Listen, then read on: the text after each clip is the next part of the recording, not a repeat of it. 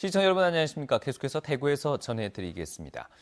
이 자유한국당의 전신인 새누리당은 4년 전 지방선거에서 대구 8개 기초단체장 모두를 석권했습니다. 하지만 이번 지방선거를 앞두고서는 조금 달라진 기류가 느껴지기도 합니다.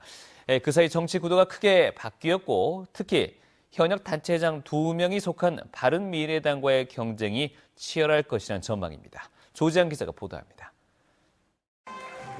창당한 지 한 달여 지난 바른미래당은 좀처럼 오르지 않는 당 지지율에도 대구만큼은 해볼 만하다는 자신감을 보이고 있습니다. 특히 대구 동구와 중구는 현역 구청장이 바른미래당 소속이라 지지 기반이 탄탄하다고 평가하고 있습니다. 가장 센 경쟁 상대인 한국당에 비해 공천이 늦어지고 있지만 후보군이 드러나면 눈에 띄는 변화가 있을 것으로 기대하고 있습니다. 동구청장의 경우에는 현역 청장이 계시기 때문에 그분은 포함해서 전 지역에 지금 공천을 하려고 하고 그렇게 하고 있습니다. 각 지역에서 광역자치단체장 후보를 포함해서 이렇게 되면은 그 바람이 전체적으로 자유한국당 역시 구청장이 바른미래당 소속인 동구와 공천 과정에 불공정 논란이 불거진 달성군이 기초단체장 석권의 열쇠가 될 것으로 보고 있습니다.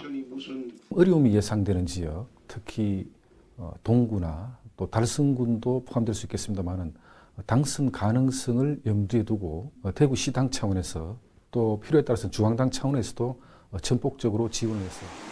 대구와 경북을 텃밭으로 여기며 공천 과정에 적잖은 파열음을 내고 있는 한국당이 현역 단체장 2명이 속해 있는 바른미래당과 공천 잡음이 심한 달성 군수 자리를 두고 얼마나 성과를 낼지 관심이 모이고 있습니다. MBC 뉴스 조지한입니다. 사회복지와 관련한 영화만 상영하는 비상업영화제가 대구에서 열리고 있습니다. 올해로 벌써 9회째를 맞고 있습니다. 이상원 기자입니다. 독립영화 전용 상영관인 대구 5호 극장에서 제9회 대구 사회복지영화제가 열리고 있습니다. 대구 지역 20여 개 시민사회단체가 주최하는 비상업영화제로 전국에서 유일하게 사회복지와 관련된 영화만 상영합니다. 빈곤과 노동, 환경과 가족 문제 같은 다양한 이슈의 장편과 단편 영화 38편이 오는 11일까지 상영됩니다. 상업 영화와는 달리 굉장히 잔잔한 감동을 주는 것 같고요. 이렇게 영화를 즐기는 것뿐 아니라 그 영화에 담긴 의미도 같이 생각해 볼 수 있는 영화제인 것 같습니다. 복지와 정치, 환경과 복지, 독립 단편, 애니메이션 같이 소 주제로 나눠져 있어 관객들 취향에 맞게 선택할 수 있습니다. 관람료는 무료입니다.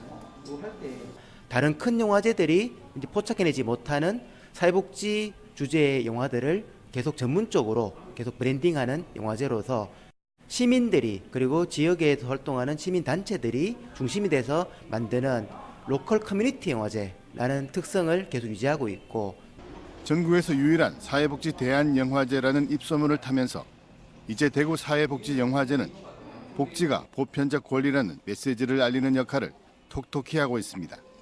MBC 뉴스 이상원입니다.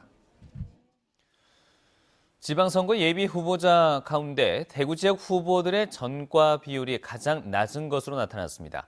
경제정의실천시민연합이 지난 1일 기준 전국 예비 후보의 전과 기록을 조사한 결과 대구는 전체의 29%인 71명이 전과가 있어 전국에서 가장 낮은 것으로 나타났습니다. 경북은 46.2%로 강원도와 경남 다음으로 높았습니다. 정당별로는 자유한국당이 40.3%, 바른미래당 39.4%, 더불어민주당 37.9% 순이었습니다.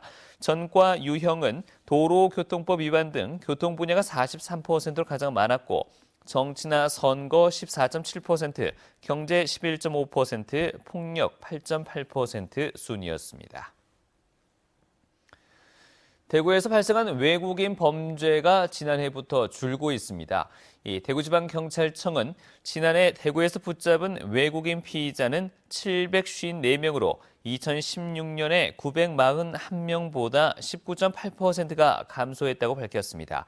감소세는 올해도 이어져 지난달 말까지 외국인 피의자는 162명으로 지난해 같은 기간 195명보다 16.9%가 줄었습니다. 대구권 광역철도 공사가 이달 중에 시작됩니다. 대구시는 구미에서 대구를 거쳐 경산에 이르는 62km 구간의 대구권 광역철도 건설 사업을 이달 안에 노반 공사를 시작으로 착공한다고 밝혔습니다. 대구시는 대구권 광역철도가 수도권 1호선과 같은 광역철도로 대구와 구미, 경산 7곡을 이어 각 지역의 하나의 생활권으로 만들어 경제 활성화에 도움이 될 것으로 기대했습니다. 대구 국제 뮤지컬 페스티벌은 다음 달 2일까지 청소년 뮤지컬 오디션인 제4회 딤프 뮤지컬 스타 참가자를 모집합니다. 만 12세 이상 24세 미만이면 누구나 신청할 수 있으며 중고등부, 대학 일반부, 글로벌 분야로 나눠서 진행됩니다. 참가자들은 노래와 대사, 춤을 포함한 연기를 보여주는 예선을 거치며 수상자는 제12회 딤프 공식 행사와 뮤지컬 스타 콘서트에도 참가할 수 있습니다. 포항산업과학연구원 진공 코팅 연구팀이 오랫동안 녹슬지 않는 새로운 도금 강판을 세계 최초로 개발해 포스코와 상용화 연구에 들어갔습니다. 이 도금 강판은 철에 알루미늄과 마그네슘, 실리콘이 함유된 물질을 코팅한 것으로 기존 도금 강판보다 두께는 3분의 1 이하로 줄고 내식성은 20배 정도 증가했습니다. 영덕군이 동해안 연안 녹색길 조성 사업인 덕곡천과 50천 제방 탐방로 조성 사업을 순조롭게 추진하고 있다고 밝혔습니다. 덕곡천 탐방로는 88억 원의 사업비를 들여서 880m 구간의 보행로가 최근 설치됐고 내년 말까지 분수대와 공연장 등이 조성됩니다. 50천 제방 탐방로도 7km 구간의 포장 공사를 완료했고 영덕 특산물을 주제로 다양한 쉼터가 조성될 예정입니다. 지금까지 대구에서 전해드렸습니다. 고맙습니다.